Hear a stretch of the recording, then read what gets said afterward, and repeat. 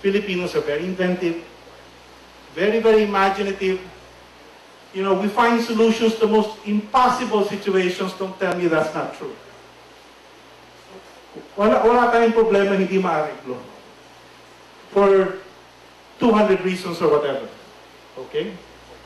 We've learned that we need to work with communities. There are a couple of programs now that are trying to prepare for communities. This is the first program that we got involved with. It's a government program, by the way. And it's a program to prepare community disaster preparedness programs. And our contribution here was not a cell phone. It wasn't a high-tech instrument. What we donated here are batingaws. This is an acetylene tank which we sliced in half and made into a belt. And this is a UNDP program, by the way, and that's how we got involved. And the idea is to set chains of batingaws in the areas where you need to warn people. So it's like a relay station. Parang pag tinalo ng isang batingaw, marinig ng kabila, ipapalo din yun.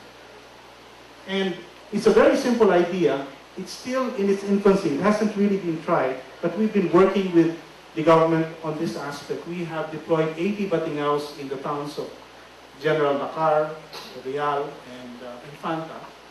We have also deployed 100 batingaws in Surigao Sur and Surigao Norte. And last week we deployed 100 batingaws in southern Leyte. And we're now thinking of deploying more in the provinces of Bicol. So that's how we got started in community involvement. This is a standard rain gauge. Nothing fancy. It's based on the World Meteorological Organization specifications. It measures rain. Okay? What we are now doing is we're starting to deploy rain gauges in public high schools in different parts of the country. Now, why are we doing that? It's called Project Rain Gauge. What we want to do is to create a model, test it, and see if it works. We want to train public high schools to measure rainfall. A very simple idea, and it's so simple, that's why we like it, because we think we can replicate it. And the idea is to deploy, this is our pilot set. We have trained 17 schools in different parts of the country. And they are now learning how to use rain gauges. And what they're doing they are reporting their rain gauge readings to a central database. This is a project, by the way, in cooperation with CLIMA, which is from the Manila Observatory of the Ateneo de Manila.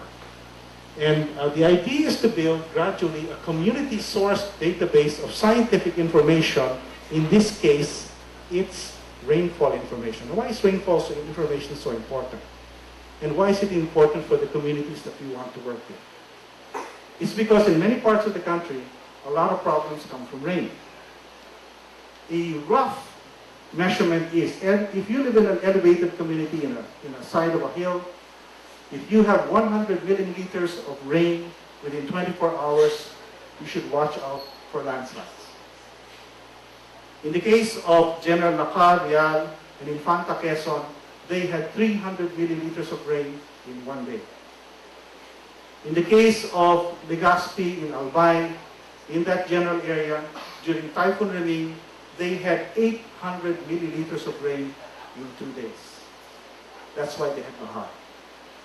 So what we're trying to do here is to create a template that we will intend to replicate in public high schools in the most hazardous areas of the country, so that public high schools can be a source of knowledge, of scientific information that can be gathered in a central web portal and shared with different communities.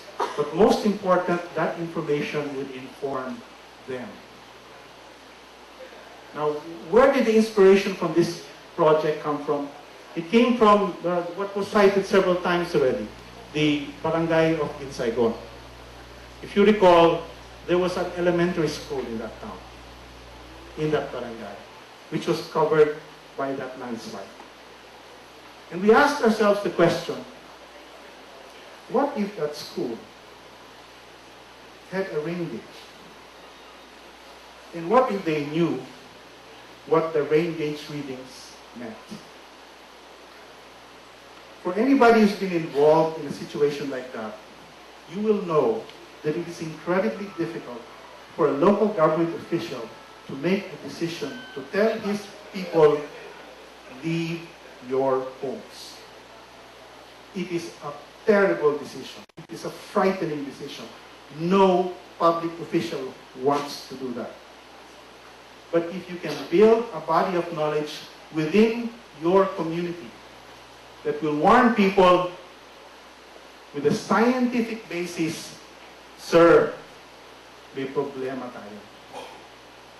It may not work. There's no guarantee it will work. But I tell you, if you don't have this, then you will have disaster after disaster. So that's what we're trying to do, one of the things that we're trying to do at SMART. And this project started with that question. Why can't we world leaders in being prepared for that?